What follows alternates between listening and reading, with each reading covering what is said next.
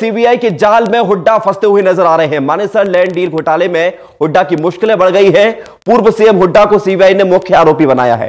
CBI की chargesheet में हुड्डा पर गंभीर आरोप लगाए गए हैं। हुड्डा पर चहेतों को फायदा पहुंचाने का भी आरोप लगाया गया है। बड़ी खबर आपको बता रहे हैं, हरियाणा के पूर्व मुख्यमंत्री भूपेंद्र सिंह हुड्डा की मुश्किलें बढ़ती हुई। मानेसर लैंड डील घोटाले का यह मामला है। पूर्व सीएम हुड्डा को सीबीआई ने मुख्य आरोपी बनाया है। अपनी जांच रिपोर्ट में, अपनी चार्जशीट में जो दाखिल की गई है सीबीआई की तरफ से, इसमें हुड्डा को मुख्य आरोपी बनाया गया है। HSIIDC ने जमीन अधिग्रहण की सिफारिश नहीं की थी, इसमें यह भी साफ आ रहा है सामने। इसके अलावा बिल्डरों को फायदा पहुंचाने के लिए यह सारी जमीन का अधिग्रहण किया गया। इंडियन एक्सप्रेस में यह खबर छपी है, उसी के हवाले से आपको खबर बता रहे हैं। पूर्व सीएम हुड्डा को सीबीआई ने मुख्य आरोपी बना लिया है। इसका मतलब साफ है कि पूर्व मुख्यमंत्री भूपेंद्र सिंह हुड्डा की मुश्किलें आगे आने वाले वक्त में बढ़ती हुई। मानेसर लैंड डील घोटाले का मामला है, करीब 1500 करोड़ का यह मामला है।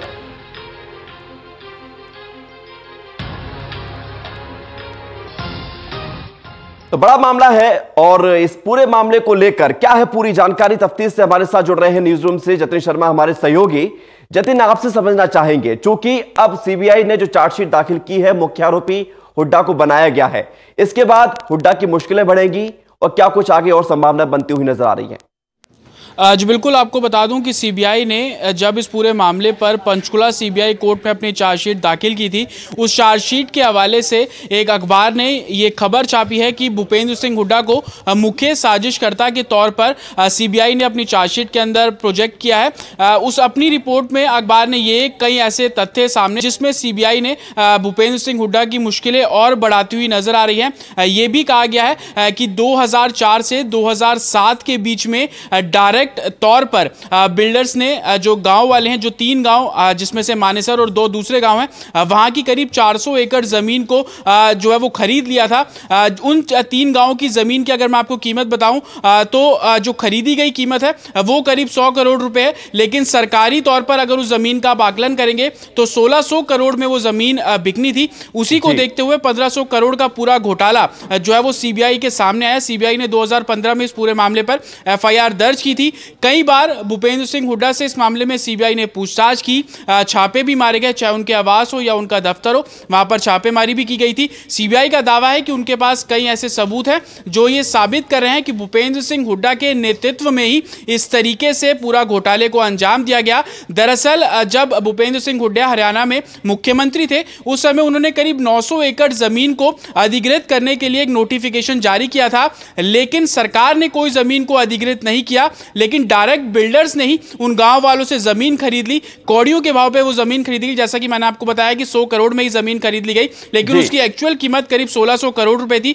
तो यही घोटाला है। इसमें चार्जशीट में सीबीआई ने यह भी कहा है कि डायरेक्ट इन्वॉल्वमेंट, यानी कि जिस जमीन का इस्तेमाल खेती के लिए किया जाना था, लेकिन भूपेंद्र सिंह हुड्डा ने कई ऐसी जमीनें थी जिनको क्लियरेंस दे दी, इसलिए कि खेती की जमीन पर आप अपना दूसरा प्रोजेक्ट जो है वो बना सकते हैं। इस तरीके से करीब 5 एकड़ जमीन है जिस पर डायरेक्ट तौर पर भूपेंद्र सिंह हुड्डा का नाम है कि उन्होंने क्लियरेंस दी है। उसको लेकर भी सीबीआई दावा कर रही है कि उनके पास सबूत है और उन्हीं सबूतों के आधार पर चार्जशीट पे तमाम तथ्य जो हैं वो पेश किए गए हैं। हालांकि जिस तरीके से टोटल न्यूज ने आपको पहले ही बताया था कि एक अलमारी के अंदर चार्जशीट को सीबीआई लेकर गई थी, लेकिन अब जो सीबीआई है और कोर्ट है पंचकुला सीबीआई कोर्ट, अब इस पूरी चार्जशीट को एनालाइज कर रहा है। जब भूपेंद्र सिंह हुड्डा से इस मामले पर पूछा गया तो उन्होंने ये बताया कि वो अपना जो पक्ष है वो कोर्ट के सामने पेश करेंगे, क्योंकि मामला जो है वो कोर्ट के अंदर है, तो कोर्ट के अंदर ही दलील इस पूरे मामले पर दी जाएगी।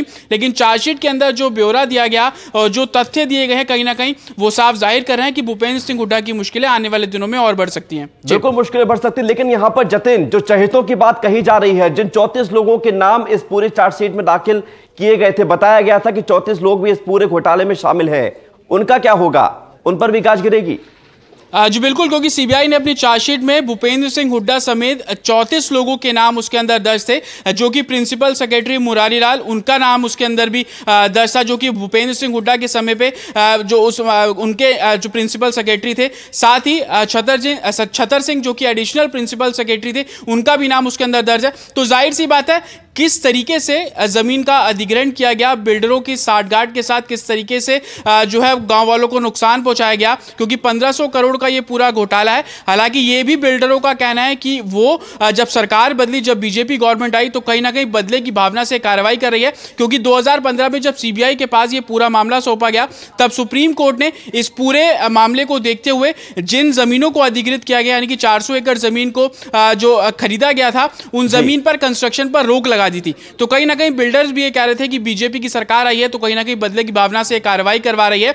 लेकिन साफ है सीबीआई का कि जिस तरीके से घोटाला किया गया और नोटिफिकेशन सरकार ने जिस 900 एकड़ जमीन को अधिग्रहण करने का जारी किया था, लेकिन जब 400 एकड़ जमीन अधिग्रहित कर ली गई तो नोटिफिकेशन भी वापस ले लिया गया। उस पर भी जवाब है कि वो वापस क्यों लिया गया। अगर नोटिफिकेशन पहले जारी किया गया था तो जमीन क्यों नहीं खरीदी गई। 2004 से 2007 के बीच में ये पूरा घोटाला हुआ है। उस समय सरकार क्या कर रही थी, तमाम तथ्य हैं जिसको लेकर जांच कर रही है। सीबीआई ने अपनी चार्जशीट में इन तमाम तथ्यों का उल्लेख किया है। यह भी कहा गया है कि उनके पास इसके जुड़े हुए तमाम सबूत है जिन्हें वो आने वाले दिनों में कोर्ट के सामने पेश करेंगे। जी, लेकिन जतिन, यहां पर चूंकि हुड्डा को मुख्य आरोपी बनाया गया है, अब अगर हुड्डा की राजनीतिक करियर की बात करें, सूबे में एक धड़ा वैसे ही हुड्डा के खिलाफ है, चाहे वो अशोक तंवर की बात करें या दूसरे अन्य लोगों की बात करें, गुटबाजी है कांग्रेस में। तब ऐसी स्थिति में क्या कुछ आपको संभावना दिख रही है हुड्डा के राजनीतिक भविष्य को लेकर? आज बिल्कुल, क्योंकि मुख्य साजिशकर्ता के तौर पर सीबीआई ने भूपेंद्र सिंह हुड्डा को प्रोजेक्ट बिल्कुल किया है। उनके राजनीतिक करियर की बात करें और जिस तरीके से हरियाणा कांग्रेस में मनमुटाव भी है, दो गुटों में वो बढ़ती हुई नजर आ रही है।